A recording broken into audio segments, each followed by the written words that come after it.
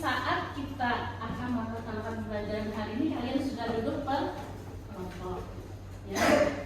Mudah-mudahan hari ini kita diberikan pelajaran, dan sebelumnya tentu kita harus berdoa dulu. Silakan akan belajarnya begitu. Ya teman-teman, mari kita bersama-sama membaca doa sebelum belajar. Bismillahirrahmanirrahim. Rabbi shrah li sadri wa yassir li amri wahlul 'uqdatam min lisani yafqahu qawli. Rabbi zidni ilma warzuqni fahma waj'alni minas shalihin. Wa sallallahu ala sayyidina Muhammad wa ala alihi wa sahbihi wa sallam. Bi fadli subhana rabbika rabbil izzati amma yasifun. Wassalamu alal mursalin walhamdulillahi rabbil alamin. Ada kabarnya? Nggak ada. Kalau dia sakit, mudah pasti diberikan kesembuhan. Sebelum memulai pembelajaran seperti biasa, kita akan melakukan murajaah. Hari ini surahnya surah Al-Mulk. Silakan dibuka Al-Qur'annya.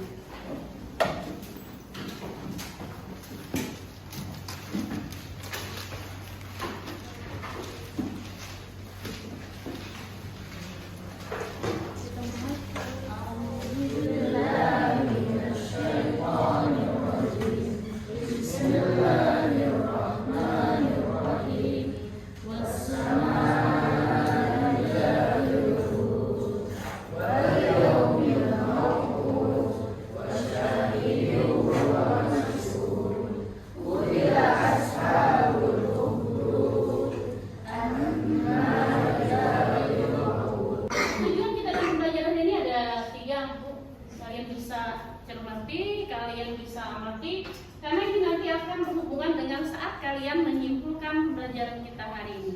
Kita lanjut. Nah, apa sih yang akan dinilai saat pembelajaran ini?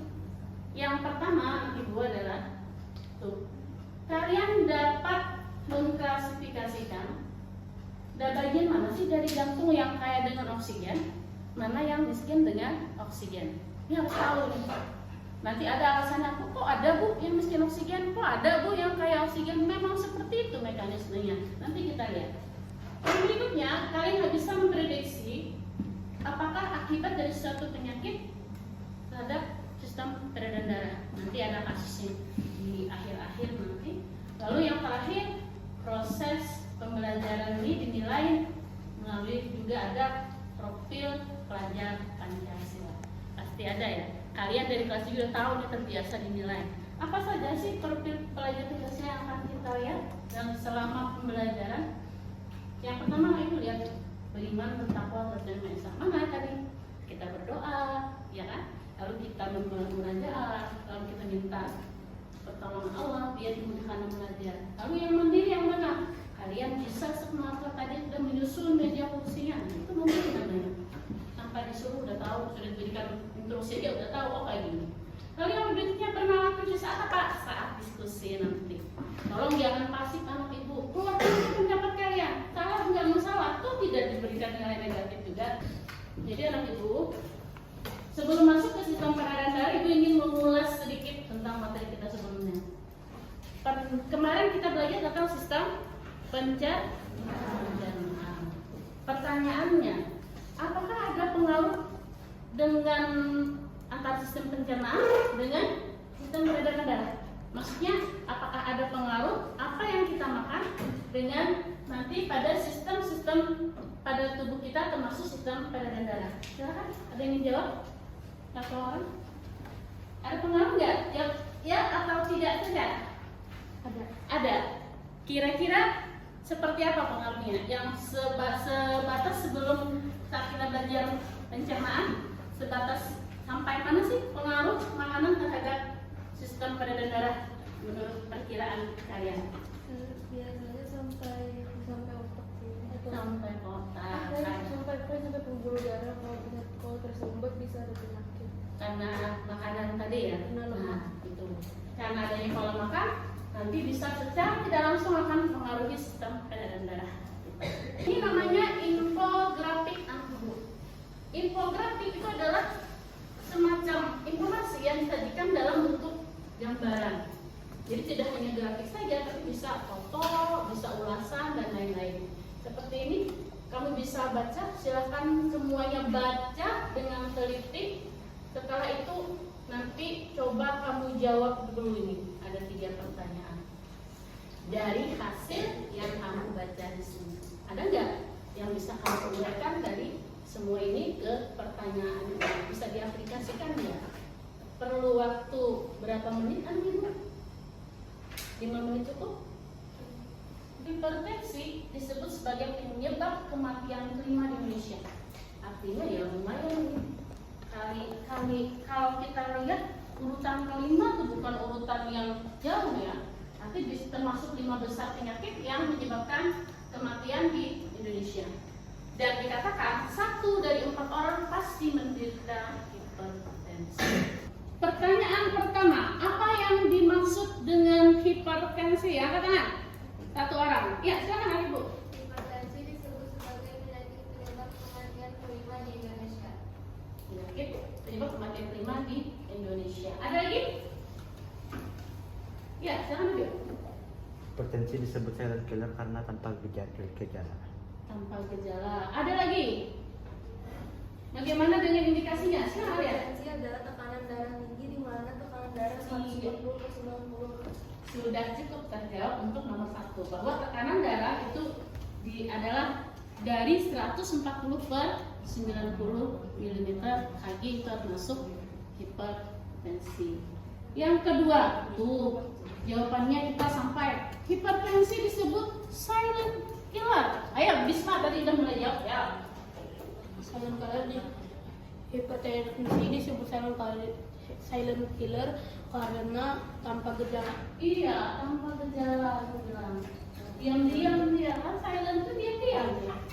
Jadi pembunuh nomor 1 karena dia bisa kita kena serangan tanpa gejala, karena ketahuan tinggi aja tekanan darahnya, tiba-tiba hipertensi. Terakhir, mengapa manusia harus membatasi konsumsi garam? Ya, kan. Batasi garam 1 sendok teh per hari untuk menurunkan risiko hipertensi. Ya, bisa boleh ya. Jadi katanya harus membatasi konsumsi garam minimal 1 sendok teh aja sehari biar tidak terkena hipertensi. Nah, kemudian kita lanjut nanti. Tahukah kamu penyebab dari kemacetan tersebut? Kemacetan dapat terjadi karena menumpuknya jumlah kendaraan yang ada melebihi kapasitas jalan. Kemacetan mengakibatkan terhambatnya pengguna jalan menuju tempat tujuan. Hal serupa juga dapat terjadi pada sistem peredaran darah manusia, tepatnya pada pembuluh darah. Pembuluh darah dapat mengalami penyumbatan karena berbagai faktor, salah satunya penumpukan kolesterol yang akan menyebabkan adanya plak dalam pembuluh darah. Plak tersebut akan menghambat aliran darah menuju organ tubuh. Dikutip dari Lilian tahun 2020, penimbunan kolesterol dapat terjadi karena kebiasaan buruk, seperti mengkonsumsi makanan berlemak dan garam berlebih, merokok, obesitas, serta kurangnya aktivitas fisik. Apabila pelambatan terjadi pada pembuluh darah otak, maka akan menyebabkan penyakit stroke. Tentu kamu sudah tidak asing lagi bukan dengan penyakit stroke? Jadi di sini Ibu akan berikan kalian tabel TIS. TIS ini adalah singkatan dari tahu, ingin tahu, dan sudah belajar. 2 kolom ini kalian isi nanti sebelum kita mulai. Ya, sebelum ke kegiatan inti kalian isi apa sih yang ingin kalian ketahui tentang sistem peredaran yang sudah kamu ketahui. Artinya setelah tadi melihat infografis, setelah nonton video, apa yang sudah kamu ketahui, kemudian apa sih penyakit yang kamu ketahui tentang penyakitnya sudah dari ya setelah kita belajar sampai di titik ini maksudnya. Lalu yang kemudian yang kamu ingin ketahui apa lagi sih yang kurang yang ingin kamu ketahui setelah yang tadi kamu isi dulu ini.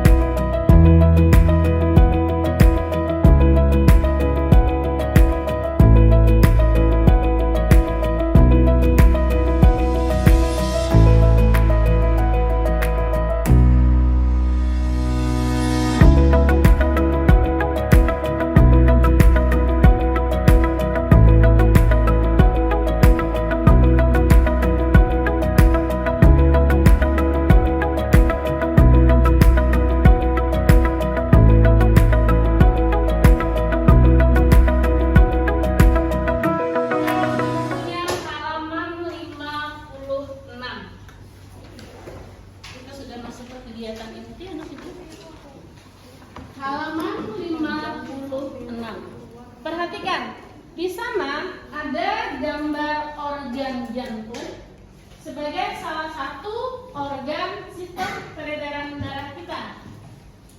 Nah, kalian lihat nih, amati bagian-bagiannya. Di buku juga ada, yang di depan itu versinya sudah ibu perbesar, biar bisa lihat juga. Tuh. Nah, coba kalian amati. Yang paling penting di sini, ya, tuh, lihat. Ini adalah jantung anak ibu. Lihat strukturnya. Ada pembuluh vena, ada pembuluh aorta yang besar, ada arteri, kemudian ada atrium anak ibu. Atrium ini kalau di SD itu namanya serambi. Nah, pintar. Berarti kalau ventrikal, ayo, bilik. Nah, sekarang perhatikan anak ibu, bentukannya. Lihat, kita punya 4 ruang. Fokus ke sini anak ibu, ya ibu tunjuk. Kita punya 4 ruang jantung. Ada serambi kiri atau atrium kiri, ada serambi kanan atau atrium kanan, ada ventrikel atau bilik kanan, lalu ada ventrikel atau bilik kiri. Perhatikan strukturnya anak ibu, beda nggak? Tuh lihat, antara serambi dengan bilik beda nggak? Beda. Di mana bedanya coba? Kenapa? Lebih apa? Lihat, ada otot-otot yang lebih besar, gede, katanya. Lalu ada otot-otot yang selap-selap ini banyak nih, ada otot, ada bagian-bagian yang kayak kuat dan besar gitu ya. Nah, pertanyaannya anak ibu,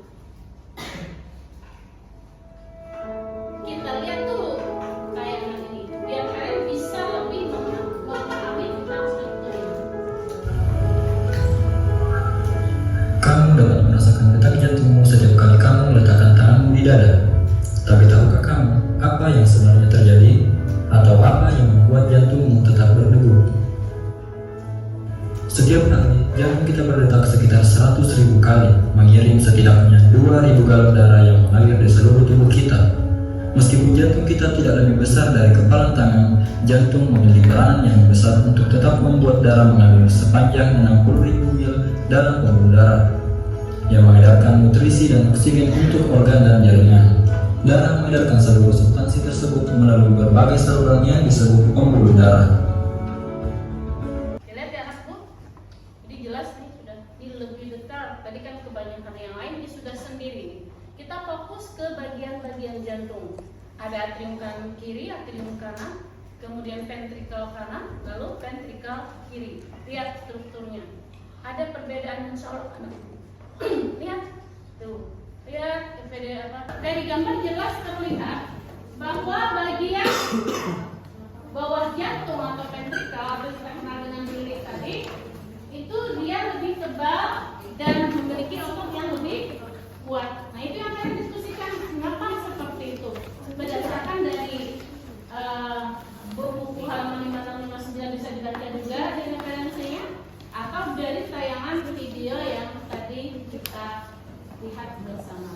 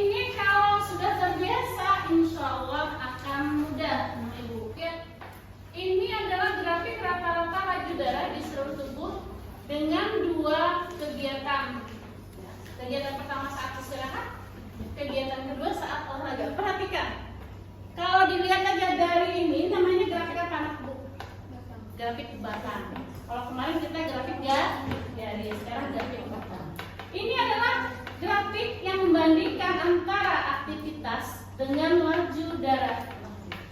Aktivitasnya ini istirahat berolahraga, kemudian lajunya laju darah.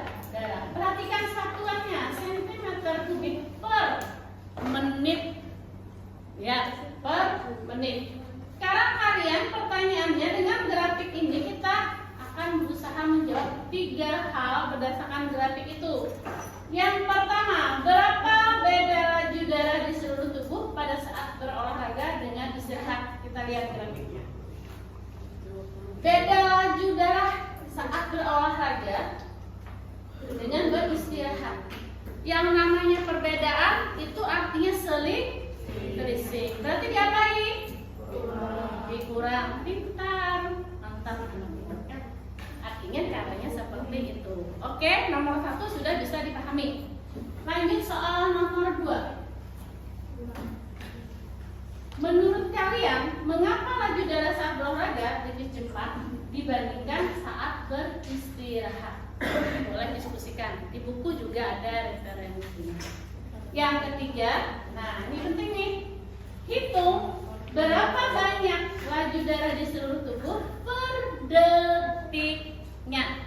Oke, tadi digambar apa? Per menit. Sekarang ditanya per detik pada saat istirahat dan saat olahraga. Tuh, lihat sih. Olahraga berarti berapa?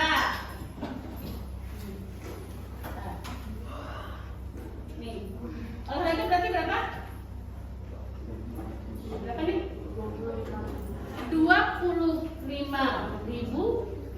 per menit. Kalau dia minta detik, dia apa ya nanti Bu? Dibagi berapa? 60. Pintar. Mantap, Bima. Paham ya? Paham? Bisa dipahami? Ada yang belum paham? Kenapa dibagi 60? Boleh tanya? Paham kan? Belum?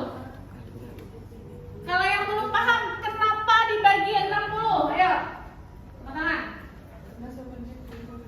Karena ditanyakannya detik. Coba itu dikali lagi di sini biar jelas. Ini adalah laju darah per menit. Kenapa nggak menitnya nanti Bu? Kalau ada kelihatan di bukunya ada di halaman 60. Adalah ya kak? Per menit. Pertanyaannya cek. Tuh.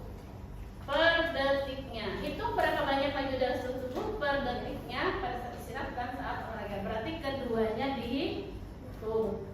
Saat istirahat berapa per detiknya, saat olahraga berapa per detiknya. Paham? Paham. Silakan dikerjakan.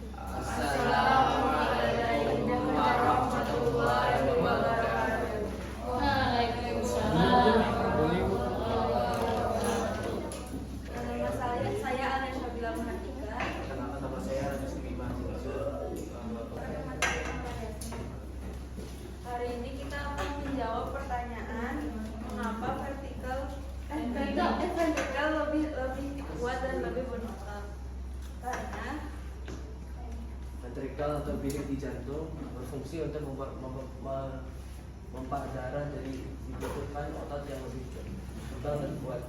Oke, jadi itu ya untuk poin pertama. Lanjut yang berikutnya. Atau kita ini dulu, kita komentar dulu. Ada komentar di sini? Ada yang memberikan masukan atau pertanyaan? Ada? Kelompok lain? Ada nggak? Ada? Nggak ada? Nggak ada. Berarti boleh lanjut lah. Kita lanjut ke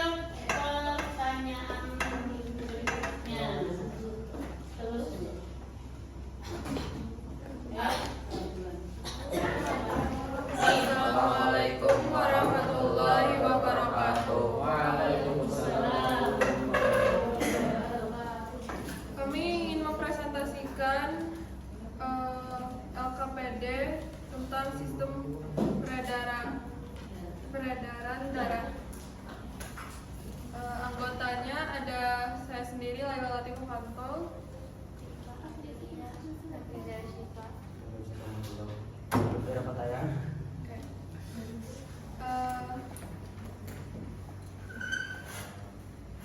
Mulai yang pembahasan pertama dulu ya. Silakan dibaca soalnya. Masih diskusi ya. Hasil diskusi kami tentang mengapa bagian ventrikal lebih tebal dan memiliki otot yang kuat. Terus Hasil diskusi kami adalah terlihat bagian bawah jantung atau ventrikal lebih tebal dan memiliki otot yang kuat karena ventrikal memiliki fungsi untuk memompa darah keluar dari jantung dan juga berfungsi agar darah tidak mengeluarkan agar darah tidak mengalir kembali.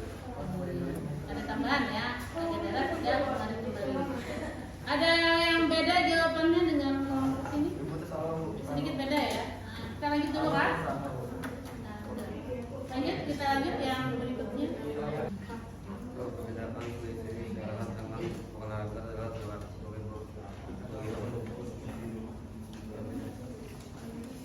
20.000 sama ya. Kelompok satu tadi.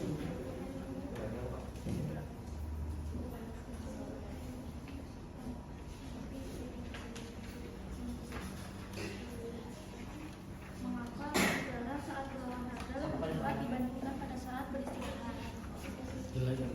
Jawabannya adalah laju darah pada saat berolahraga lebih cepat karena jantung memompa darah lebih cepat dibandingkan saat beristirahat. Yang nomor 3. Banyak laju darah saat istirahat yaitu 83,3 detik dengan cara 5.000 dibagi 60. Saat berolahraga 416 5.000 dibagi 60. Ada pembahasan dari kelompok lain ataupun tambahan atau pertanyaan, silakan. Kalau tidak ada dari yang kita lihat, kita langsung aja berhubung waktu. Perwakilan silakan ditutup dulu. Terima kasih atas perhatiannya. Wassalamualaikum warahmatullahi wabarakatuh. Ya, silakan. Kami dapat belajar tentang besar dan